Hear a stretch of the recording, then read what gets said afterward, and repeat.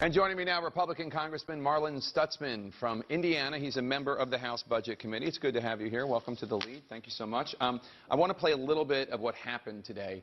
This is Republican Congressman Chip Roy, one of the members who voted no.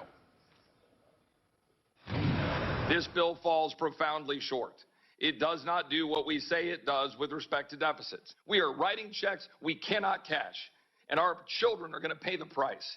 So I am a no on this bill unless serious reforms are made today, tomorrow, Sunday. We're having conversations as we speak, but something needs to change, or you're not going to get my support. So is anything going to change so that Congressman Roy will offer his support? Yes, there will be a couple of changes, and I hope it does get his support. I know they were actually very close. They were meeting next door with Leader Steve Scalise, trying to get there. It's going to probably take a manager's amendment in the Rules Committee after we pass it out of the Budget Committee. But a lot of it is us budget hawks, we like the bill as it is, but there could have been more. And so more in terms of what? Cuts? Spending savings, cuts? yeah, bringing the savings closer. Instead of waiting till 2029 to enact able-bodied requirements in Medicaid, let's do them sooner. And so it's pieces like that. We want to get to the savings sooner because the longer we wait, the more we're going to have interest rates, our interest applying to the debt. And that's what we're all concerned about is the $36 trillion of debt, and Medicaid and Medicare are the fastest growing programs. We've got to do something with our health care costs. That's the big problem that we're going to have to address at some point. It's not going to be in this bill, but in the long run, we've got to deal with health care costs. Some members of the Republican Party are angry that the vote was even called today before the negotiations with hardliners like Chip Roy were settled. President Trump even responded on Truth Social, quote, "We don't need grandstanders in the Republican Party. Stop talking, get it done." The fate of the bill is still uncertain in the Senate even, not to mention the House. Right. Is it at risk, this bill? What do you think is going to happen Sunday? I don't think it's at risk. It's just a matter of working through it. It's a family conversation. We're trying to get, you got the SALT caucus, the state and local tax folks from states like New York, New Jersey, California, that they're concerned about that issue.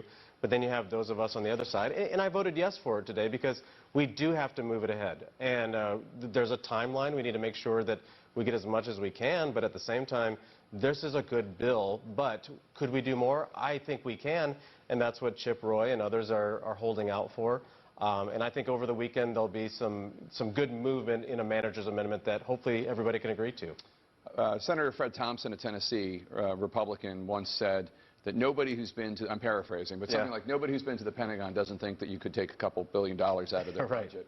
But this budget raises the Pentagon budget, right? I mean, is there not any savings to be had in there? I'm not saying I want a weak national defense. Right. But if you don't think that, to paraphrase Fred Thompson, there's savings to be had. No, I think there is. In fact, if you go back and look at the 2018 budget, it was around $650 billion, and now we're crossing that $1 trillion threshold. So I'm as a budget hawk, and I'm a strong pro-defense member of Congress, but I do think that there could be savings, and I hope this administration, DOGE team has been working on a lot of facets of government. I hope we take DOGE through the Defense Department as well, because I know there's savings that could be had there. New data out today shows consumer sentiment right now is at a near record low. I'm sure you're hearing about that from your constituents. Economists point to mainly the uncertainty around the tariffs. And we talk to business leaders every day on the show from coast to coast. People who like Trump, people who don't like Trump, just people trying to get by. And that's what we hear so much about in terms of these business leaders, the uncertainty. Right. Even if the tariff is down from Chinese goods up from 145% to 30%, they have no idea what's going to happen in a week or a month. Right. Well, we had a hearing yesterday and talking a little bit about the volatility in the stock market because of the tariffs.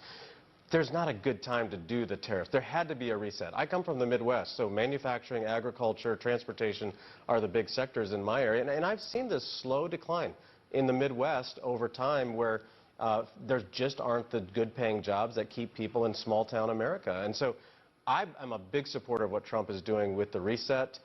Is there a good time to do it? No, but the best time is to do it now. That way we can start resetting the table with our trading partners. Some of them are allies. Others, like China, continues to be something we're just going to have to deal with them. And I think Trump, going over to the Middle East and seeing what happened in the Middle East and all the investment that's coming back to the United States is going to be a huge boom for our economy. We get this big, beautiful bill passed.